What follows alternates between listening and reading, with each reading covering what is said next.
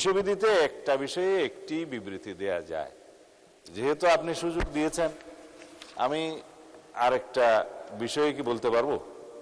এটাও একই 2 মিনিট সময় লাগে। যদি এইরকম গ্রেট নিউজ থেকে থাকে, যেমন ধরেন নরমালি স্বরাষ্ট্রমন্ত্রী মহোদয় যখন দাঁড়ান তখন একদিকে শুধু টেবিল চাপড়ানো আসে, কিন্তু আজকে দেখলাম অ্যাক্রস দ্য পার্টি লাইন সকলে আপনাকে উৎসাহ দিচ্ছিলেন কথা বলার জন্য।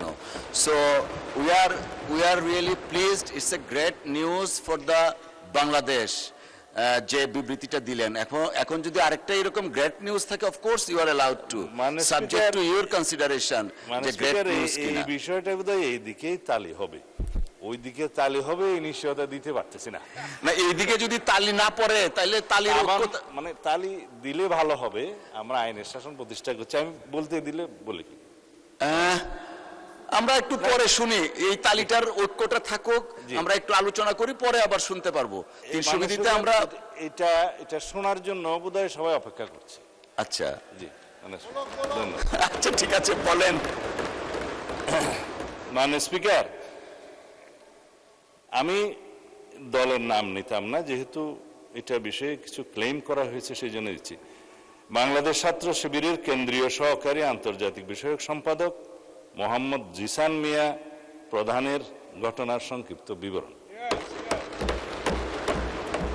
মাননীয় স্পিকার, উল্লেখিত বিষয়ে আমি মহান জাতীয় সংসদকে অবহিত করছি যে গত 11 জুন 2026 তারিখ রাত 8:30 কুমিল্লা জেলার দাউদকান্দি বাজার হতে বাংলাদেশ ছাত্র শিবিরের কেন্দ্রীয় নেতা, যার পদবি সহকারী আন্তর্জাতিক বিষয়ক সম্পাদক মোহাম্মদ জিসান মিয়া প্রধান নিখোঁজ মর্মে 12/6/2026 খ্রিস্টাব্দে দাউদকান্দি থানায় এসে তার পক্ষে মোহাম্মদ রাসেল আহমেদ, ঠিকানা স্থায়ী ও বর্তমান বীরবাগ গোয়ালি ইউনিয়ন বটেশ্বর থানা দাউদকান্দি জেলা কুমিল্লা, মোবাইল নম্বর বললাম না আছে, একটি নিখোঁজ জিডি করেন।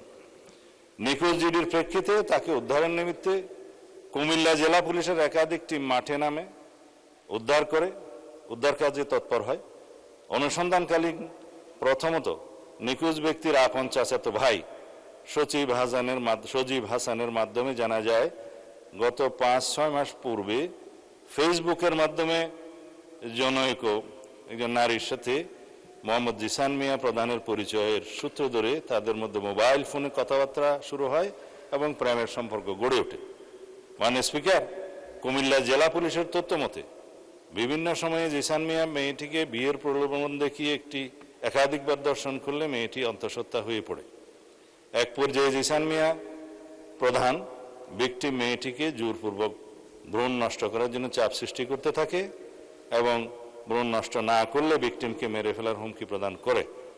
তার এক পর্যায়ে ভিকটিম মেয়েটি জানের ভয়ে বাচ্চা নষ্ট করতে ভ্রূণ নষ্ট করতে রাজি হলে জিসান মিয়া প্রধান তার পূর্ব পরিচিত ও ঘনিষ্ঠ জনৈক সিকান্দর আলীর ওষুধের দোকান হতে ভ্রূণ নষ্ট করার ট্যাবলেট ক্রয় করে ভিকটিম মেয়েটিকে খাওয়ায়।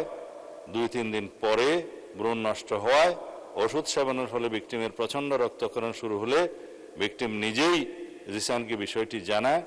তখন জিসান তার আপন চাচাতো ভাই সজীবের মাধ্যমে পুনরায় একই ফার্মেসি হতে ওষুধ সংগ্রহ করে ভিকটিমের বাড়িতে পৌঁছে দেয়। ওষুধ সেবনের পর রক্তক্ষরণ বন্ধ হলে ভিকটিম জিসানকে বিয়ের জন্য চাপ সৃষ্টি করে।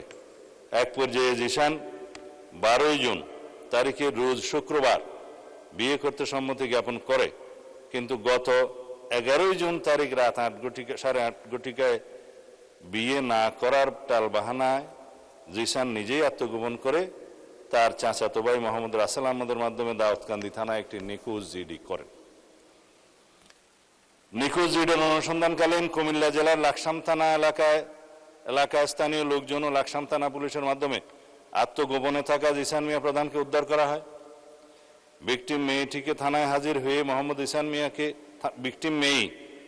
মেয়েটি থানায় হাজির হয়ে মোহাম্মদ জিসান মিয়া প্রধানকে 1 নম্বর আসামি করে ধর্ষণে সহযোগিতা এবং ভ্রূণ নষ্ট করার অভিযোগে অপর 3 জন যথাক্রমে মোহাম্মদ সজীব হাসান, সিকান্দর আলী ও মোহাম্মদ গোলাম রব্বি সহ মোট 4 জনের নাম উল্লেখ করে এজাহার দায়েরের প্রেক্ষিতে দাউদকান্দি মডেল থানার মামলা নম্বর 13 তারিখ 13/6/2026 খ্রিস্টাব্দ ধারা নারী ও শিশু নির্যাতন দমন আইনের 9(খ)/30 তৎসহ 313, 506 এবং 34 পেনাল কোড রুজু করা হয়। গত 13/6/2026 তারিখে এই অভিযুক্ত সজীব হাসান ও সেকান্দর আলী তাদেরকে গ্রেফতার করা হয়। তারা বিজ্ঞ বিচারিক জুডিশিয়াল ম্যাজিস্ট্রেট আদালতে ঘটনায় নিজেদেরকে জড়িয়ে 164 দ্বারায় স্বীকারোক্তিমূলক জবানবন্দি প্রদান করে। বর্তমানে মামলাটি তদন্ত অব্যাহত আছে। যেহেতু মাননীয় স্পিকার এই বিষয়ে অনেকেই ভেরিফাইড ফেসবুক পেজে তার নিখোঁজের বিষয়টি অন্যভাবে বর্ণনা করে সরকারকে দায়ী করতে চেয়েছিল এবং প্রকৃত ঘটনা উদ্ঘাটনের পরে সেটা আমরা মনে করলাম এই ঘটনা জাতির সামনে প্রকাশ করা দরকার। আমি এই মহান জাতীয় সংসদের মাধ্যমে এটা প্রকাশ করলাম। ধন্যবাদ মাননীয় স্পিকার। ধন্যবাদ মাননীয় স্বরাষ্ট্রমন্ত্রী।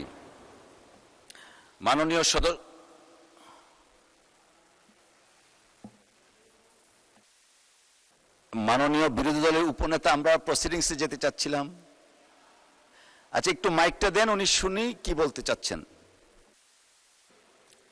মাননীয় স্পিকার, আপনাকে ধন্যবাদ। প্রথম কথা হচ্ছে, বলা হয়েছিল যে স্বরাষ্ট্রমন্ত্রী 300 বিধিতে একটা বিবৃতি দেবেন এবং সেই হিসাবে আমরা ওনাকে অ্যালাউ করেছিলেন। আমরা এটাকে এগ্রি করেছি এবং উনি যে বিবৃতিটা দিয়েছেন এটা অত্যন্ত একটি উল্লেখযোগ্য এবং প্রশংসনীয় উদ্যোগ এবং বাংলাদেশ পুলিশের সফলতা। আমরা পুলিশকে এই জন্য ধন্যবাদ জানাই। এবং যে কাজটি করেছে সেখানে একজন আইজিপি দুর্নীতি দমনে বিদেশে ছিল, তাকে অ্যারেস্ট করা হয়েছে এবং 1 মাসের ভিতরে তাকে আনবে বিবৃতি দিয়েছে। এটা আমাদের জন্য অত্যন্ত আনন্দের এবং এই দেশের জন্য অত্যন্ত একটি উল্লেখযোগ্য ঘটনা আমি মনে করি এবং সেই হিসেবে আমরা তালে দিয়েছিলাম, কারণ আমরা এটার সাথে একমত। আমরা তার বিচার চাই এবং এই ধরনের উদাহরণ আরো সৃষ্টি হোক, এটা আমরা চাই।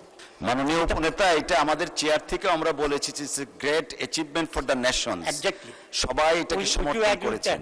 কিন্তু এই সুযোগ নিয়ে উনি একটি দলকে কেন্দ্র করে পরবর্তী পর্যায়ে যে স্টেটমেন্টটা দিয়েছেন, এটা মাননীয় উপনেতা, আমি একটু আপনাকে যদি বইটার সামনে থাকে আমি একটু পড়ে শোনাতে চাই, একটু দয়া করে যদি ধৈর্য ধরতেন। 300 বিধিতে বিবৃতি দেওয়ার পর এই ব্যাপারে কোনো কোশ্চেন করা যায় না। এটা আমাদের ওই রিটেন একটা যে কনস্টিটিউশনের মতো এটা সংসদের। উনি কিন্তু পরবর্তী যে বক্তব্যটা, সবাই যদি কথা বলেন তাহলে ওনাকে উপনেতা কেন বানিয়েছেন?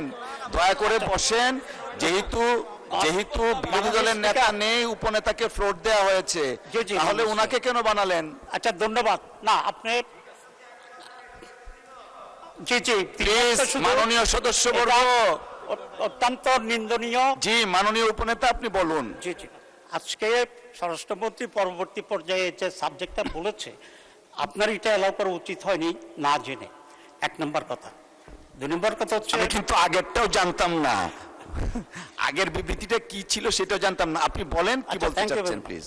কিন্তু ভেরি আনফরচুনেট থিং হচ্ছে এই যে আমার জানা নাই স্বরাষ্ট্রমন্ত্রী পরবর্তী পর্যায়ে একটি আনডিসাইডেড ম্যাটারকে, বিতর্কিত বিষয়কে এখানে পার্লামেন্টে এরকম বক্তব্য রাখা কোন একটি দলকে করে, এটাই বোধহয় বাংলাদেশের পার্লামেন্টের ইতিহাসে এই প্রথম বলেই আমি মনে করি। এবং এটা মনে হচ্ছে আমার কাছে যে মাননীয় স্বরাষ্ট্রমন্ত্রী একটি দলকে কন্ডেম করার জন্য ইন্টেনশনালি এটা এখানে প্রেস করেছে। ঘটনাটা যেটা হয়েছে, আমি এখন জানতে চাচ্ছি যে জিশান এখন কোথায় আছে, 1 নাম্বার। 2 নম্বর কথা হচ্ছে, এখানে কুমিল্লার পুলিশ জিশানের সাথে কারো কথা বলতে সাংবাদিকদেরকে দেখা করতে দিচ্ছে না এবং যে মেয়েটার কথা বলা হয়েছে ওই মেয়েটার সাথেও কাউকে কথা বলতে দেওয়া হচ্ছে না। তাহলে এটা কেন? এখন কি কোনো প্লট তৈরি হচ্ছে? এটা আজকে স্বরাষ্ট্রমন্ত্রীর বক্তব্যটা মনে হচ্ছে যে ওনারা একটা প্লট তৈরি করার জন্যই পুলিশ এবং স্বরাষ্ট্রমন্ত্রী একই লাইনে আলোচনা করে এই কাজটি করেছে। 2 নম্বর কথা হচ্ছে, এই ধরনের এই ঘটনাটি যে ন্যাচারাল হয়েছে, এই ধরনের কোনটা সঠিক এখন এটা ডিসাইডেড হয়নি, এটার কোনো স্টেটমেন্ট আসেনি। 2 নম্বর কথা হচ্ছে এই ধরনের ঘটনা যেগুলো সত্য, প্রতিদিনই নানা ঘটনা ঘটছে, কিন্তু পার্লামেন্টের মধ্যে এটাই আসছে। মাননীয় উপনেতা, আপনাকে অসংখ্য ধন্যবাদ। যদিও 300 বিধির উপরে কিছু বলার থাকে না, তারপরে আপনি বলেছেন, অসংখ্য ধন্যবাদ। কন্ডেম করি এবং এই ধরনের সমস্ত ঘটনা আসতে হবে। Thank you. এবং এটা কোনো প্রমাণিত হয়নি, তার ছবি আমাদের কাছে আছে। ইসলামী ছাত্র শিবির মাননীয় সদস্য আর বোধহয় দলকে এইভাবে পার্লামেন্টে দায়ী করবে, বানোয়াট কথা বলবে এবং ষড়যন্ত্র করবে, এটা তো কোনো পার্লামেন্টে মেনে নেওয়া যায় না। আমি মনে করি স্বরাষ্ট্রমন্ত্রী এটা উইথড্র করা উচিত, অথবা আপনি এটাকে এক্সপ্যান্ড করা উচিত, কারণ এছাড়া ছবি আমাদের কাছে আছে। মাননীয় সদস্য, আপনি একটু বসেন, আমাকে একটু বলার সুযোগ দেন।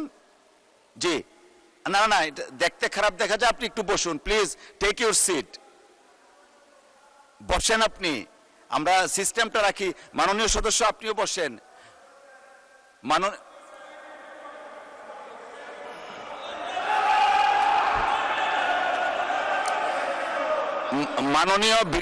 মাননীয় বিরোধী দলীয় উপনেতা, আপনি দয়া করে বসুন, সবাই বসুন, এদিকে যারা আছেন আপনারাও বসুন, আপনারা বসুন বসুন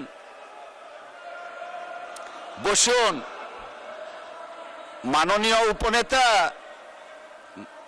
মাননীয় উপনেতা, আমি কিছু বলতে চাচ্ছি, আমাকে বলার সুযোগ দেন, সবাই বসুন দয়া করে।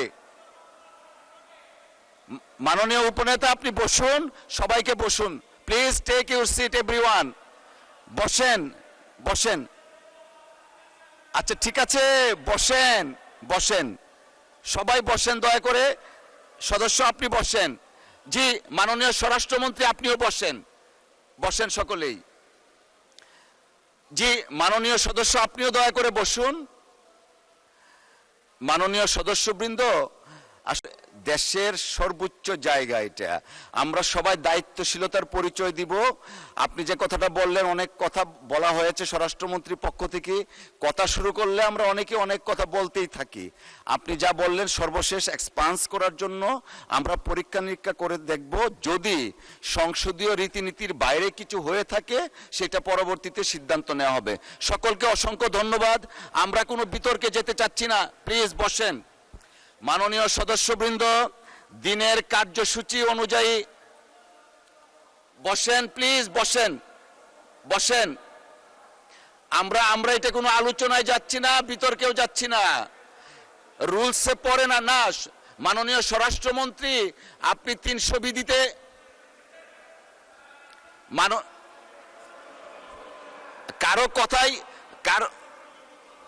কারো কথাই শোনা যাচ্ছে না, আপনারা বসেন, একটু পরে বসবেন, একটু পরে আপনি বসেন। 300 বিধিতে বক্তব্য দেওয়ার পর এই ব্যাপারে কোনো কোশ্চেন করা যায় না। আমাকে শেষ করতে দেন। যেহেতু বিরোধী দলের নেতা নেই, উপনেতা হিসাবে উনি দাঁড়িয়েছেন, প্রিভিলেজটা আমরা দিয়েছি। উনি যে বক্তব্য রেখেছেন সেটার প্রেক্ষিতে আমি রুলিং দিয়েছি যে যদি মাননীয় স্বরাষ্ট্রমন্ত্রীর কোনো বক্তব্যে অসংসদীয় কিছু থাকে, পরীক্ষা নিরীক্ষার পর সিদ্ধান্ত দেওয়া হবে। সবাই দয়া করে বসেন, আমরা দিনের কার্যসূচিতে যাচ্ছি।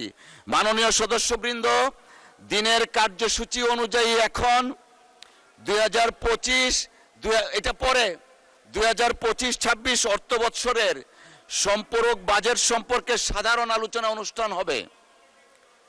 না রেকর্ডে যায়নি, আমি তো বলেছি। আপনি বসেন, মাননীয় মন্ত্রী বসেন, সকলেই বসেন।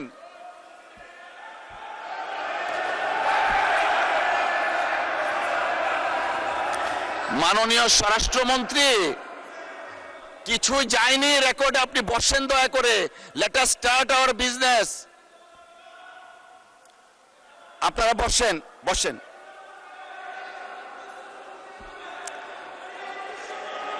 আমি রুলিং দিয়েছি।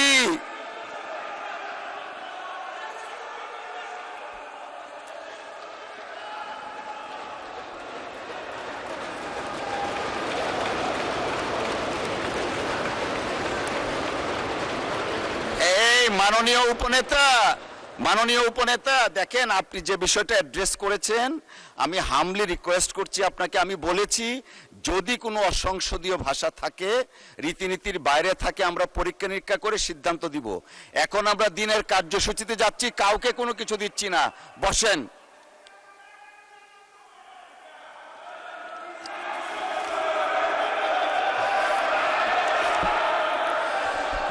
এ পর্যায়ে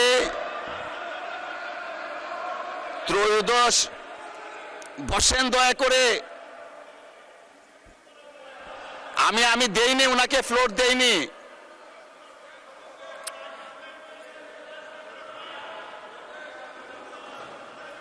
জি,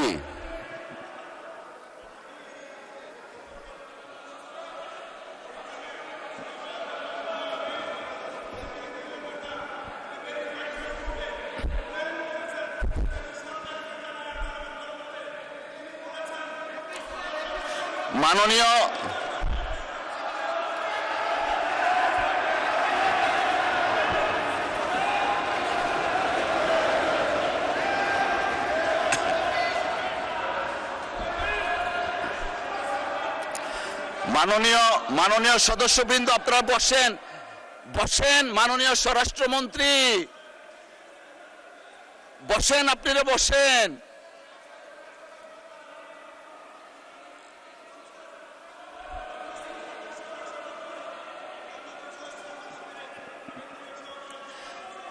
মাননীয় স্বরাষ্ট্রমন্ত্রী, আপনার কোনো কথাই শুনতে পাচ্ছি না, আপনি বসেন।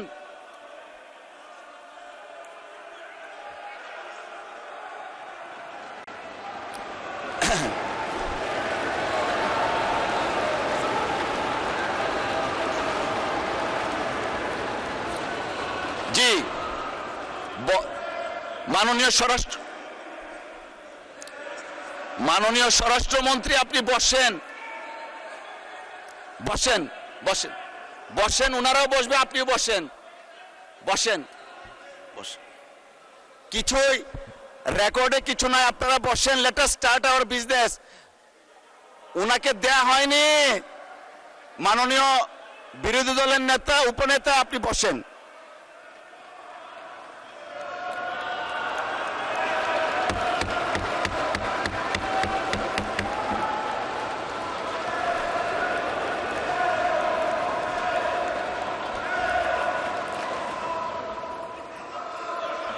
অর্ডার। ত্রয়োদশ জাতীয় সংসদের দ্বিতীয় অধিবেশনে 2025-26 অর্থ বছরের সম্পূরক বাজেট সম্পর্কে সাধারণ আলোচনায় অংশগ্রহণ করতে আগ্রহী মাননীয় সদস্যগণের মধ্যে এ পর্যায়ে আলোচনায় অংশগ্রহণ করবেন নওগাঁ 3 আসন থেকে নির্বাচিত মাননীয় সদস্য জনাব মোহাম্মদ ফজলে হুদা। জনাব মোহাম্মদ ফজলে হুদা, আপনার সময় 5 মিনিট। ধন্যবাদ আপনাকে। আউযু বিল্লাহি মিনাশ শাইতানির রাজিম। বিসমিল্লাহির রহমানির রহিম। আসসালামু আলাইকুম রাহমাতুল্লাহি ওয়া বারাকাতুহু। অন্য ধর্মের প্রতি রইল শুভেচ্ছা। মাননীয় স্পিকার, বাজেট তো আসলে মানুষের স্বপ্ন। একটা স্বাধীন সার্বভৌম দেশে একটা বাজেট হয় প্রত্যেক বছর, জনগণের আশা আকাঙ্ক্ষার যেখানে প্রতিফলন হয়। কিন্তু মাননীয় স্পিকার, আজকে শুরুতেই যে দৃশ্য দেখলাম, দীর্ঘ 17 বছর পর আন্দোলন সংগ্রাম, জেল জুলুম, রক্ত, রাজপথ, জীবনদান, ম্যাডাম খালেদা জিয়ার আপোষহীনতা, মাননীয় প্রধানমন্ত্রী জনাব তারেক রহমানের আন্দোলনে নেতৃত্ব, সব শেষে জুলাই অভ্যুত্থান, তারপরে আমরা বাজেট দিতে যাচ্ছি। এবং বাজেট অধিবেশনে মাননীয় অর্থমন্ত্রী বাজেট ঘোষণা করবার পর আজকে প্রথম দিন। এই দিনটা শুরু হওয়া উচিত ছিল আনন্দের সাথে, ধৈর্যের সাথে, সাধারণ জনগণ যারা আমাদেরকে পর্যবেক্ষণ করছেন। আজকে আনন্দের বিষয়, ন্যায় বিচার প্রতিষ্ঠা হচ্ছে। 55 বছরে প্রথম শুনলাম বিদেশ থেকে কাউকে গ্রেপ্তার করা হয়েছে। একজন শুধু দোষর নয়, খুনি, তাকে বিরোধী দলের এর মাঝে কোনো আনন্দ দেখলাম না। এটা একটা খুবই দুঃখের বিষয়।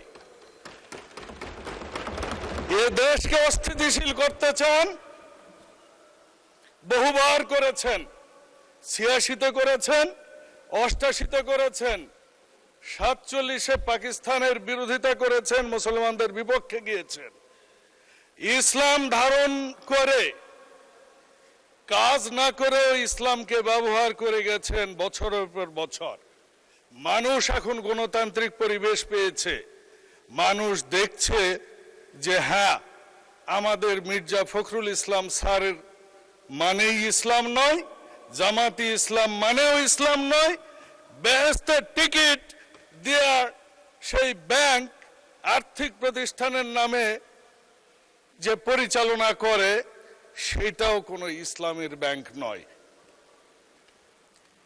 এই পরিস্থিতিতে যে বাজেটটা এসেছে, এই বাজেটটা কিন্তু জনগণের জন্য এসেছে, মানুষের জন্য এসেছে, সাধারণ মানুষের জন্য এসেছে, স্বাস্থ্যের জন্য এসেছে, শিক্ষার জন্য এসেছে, কৃষির জন্য এসেছে, সেবার জন্য এসেছে। মানুষের, এমনকি যারা সিনিয়র সিটিজেন তাদেরকে অ্যাকোমোডেট করা হয়েছে, ব্যবসায়ীদের করা হয়েছে। বিগত দশকের পর দশক যে ব্যবসায়ীরা অ্যাডভান্স ইনকাম ট্যাক্স এআইটি যেটা দেয়া হতো, এটা কোনোদিনও ট্যাক্স আফটার অ্যাসেসমেন্ট। দেশের সর্বোচ্চ জায়গা এটা। আমরা সবাই দায়িত্বশীলতার পরিচয় দিব। আপনি যে কথাটা বললেন, অনেক কথা বলা হয়েছে স্বরাষ্ট্রমন্ত্রীর পক্ষ থেকে। কথা শুরু করলে আমরা অনেকে অনেক কথা বলতেই থাকি। আপনি যা বললেন সর্বশেষ এক্সপান্স করার জন্য আমরা পরীক্ষা নিরীক্ষা করে দেখব। যদি সংসদীয় রীতিনীতির বাইরে কিছু হয়ে থাকে, সেটা পরবর্তীতে সিদ্ধান্ত নেওয়া হবে। সকলকে অসংখ্য ধন্যবাদ। আমরা কোনো বিতর্কে যেতে চাচ্ছি না। প্লিজ বসেন। মাননীয় সদস্যবৃন্দ, দিনের কার্যসূচি অনুযায়ী বসেন, প্লিজ বসেন, বসেন। আমরা এটা কোনো আলোচনায় যাচ্ছি না, বিতর্কেও যাচ্ছি না, রুলসে পড়ে না। না, মাননীয় স্বরাষ্ট্রমন্ত্রী, আপনি 300 বিধিতে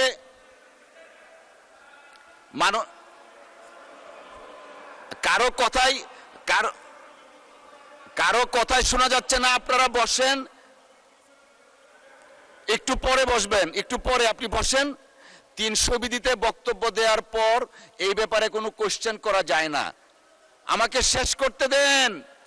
যেহেতু বিরোধী দলের নেতা নেই, উপনেতা হিসাবে উনি দাঁড়িয়েছেন, প্রিভিলেজটা আমরা দিয়েছি। উনি যে বক্তব্য রেখেছেন সেটার প্রেক্ষিতে আমি রুলিং দিয়েছি যে যদি মাননীয় স্বরাষ্ট্রমন্ত্রীর কোনো বক্তব্যে অসংসদীয় কিছু থাকে, পরীক্ষা নিরীক্ষার পর সিদ্ধান্ত দেওয়া হবে। সবাই দয়া করে বসেন, আমরা দিনের কার্যসূচিতে যাচ্ছি। মাননীয় সদস্যবৃন্দ, দিনের কার্যসূচি অনুযায়ী এখন 2025 এটা পরে 2025-26 অর্থ বৎসরের সম্পূরক বাজেট সম্পর্কে সাধারণ আলোচনা অনুষ্ঠান হবে। না না, রেকর্ডে যায়নি, আমি তো বলেছি।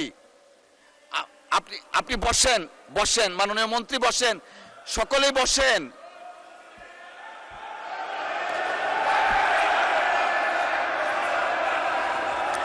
মাননীয় স্বরাষ্ট্রমন্ত্রী, কিছুই যায়নি রেকর্ডে, আপনি বসেন দয়া করে। Let us start our business. আপনারা বসেন, বসেন।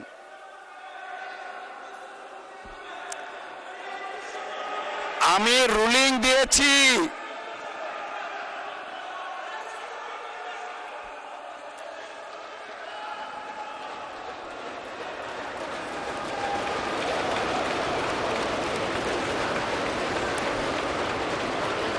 এই মাননীয় উপনেতা, মাননীয় উপনেতা, দেখেন আপনি যে বিষয়টা অ্যাড্রেস করেছেন, আমি হামলি রিকোয়েস্ট করছি আপনাকে। আমি বলেছি যদি কোনো অসংসদীয় ভাষা থাকে, রীতিনীতির বাইরে থাকে, আমরা পরীক্ষা নিরীক্ষা করে সিদ্ধান্ত দিব। এখন আমরা দিনের কার্যসূচিতে যাচ্ছি, কাউকে কোনো কিছু দিচ্ছি না। বসেন।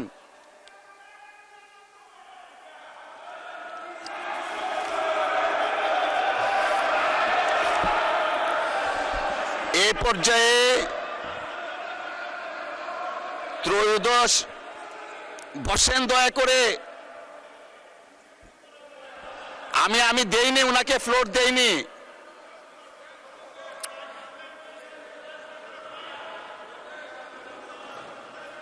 জি,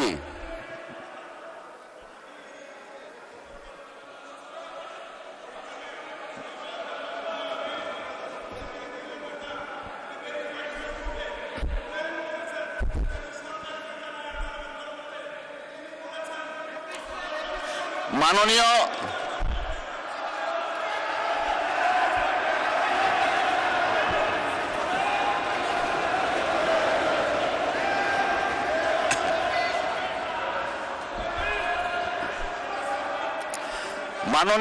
মাননীয় সদস্যবৃন্দ, আপনারা বসেন, বসেন। মাননীয় স্বরাষ্ট্রমন্ত্রী বসেন, আপনারা বসেন।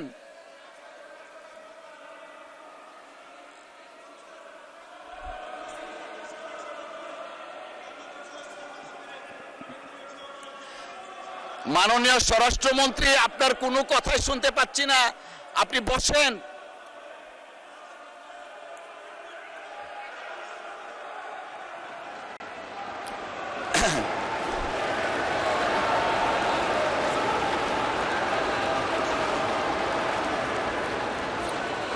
জি, মাননীয় স্বরাষ্ট্রমন্ত্রী, আপনি বসেন,